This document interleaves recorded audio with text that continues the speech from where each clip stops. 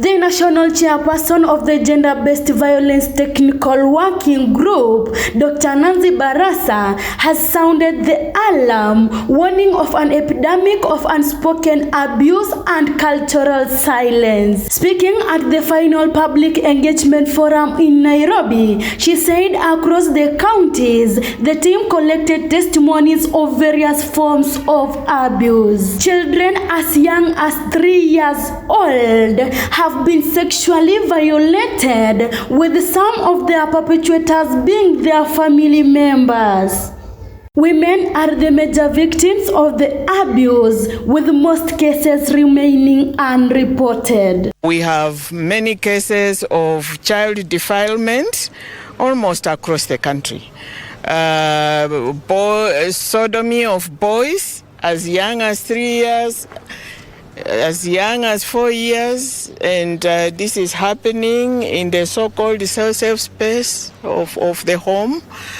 We have had horrific cases from around the country, cases of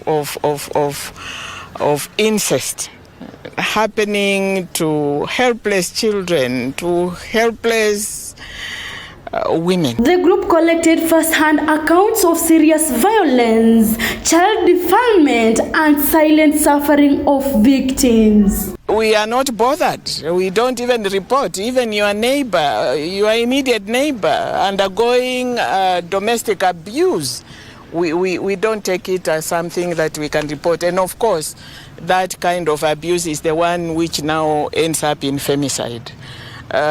So we have very many questions to ask ourselves as Kenyans, as our social structure is falling apart.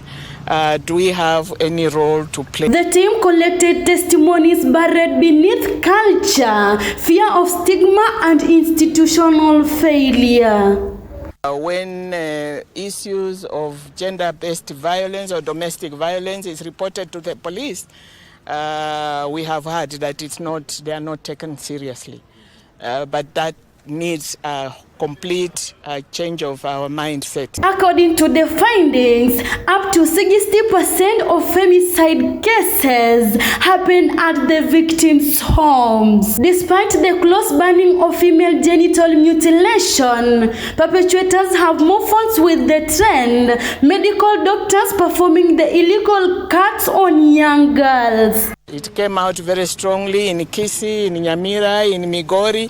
Now the medical doctors are the ones who are perpetrating the GBV against little children. Women account for approximately 70% of the reported gender-based violence cases in Kenya, compared to 30% affecting men, with the most affected age group between 10 and 35 years. The counties that are highly affected by the GBV are Nairobi, Kakamega, Kisumu, Meru, and Narok, where high population, cultural practices, and weak enforcement contributes to the increase. Faith Nyongesa, reporting for News Outlook at 1 Tandao TV.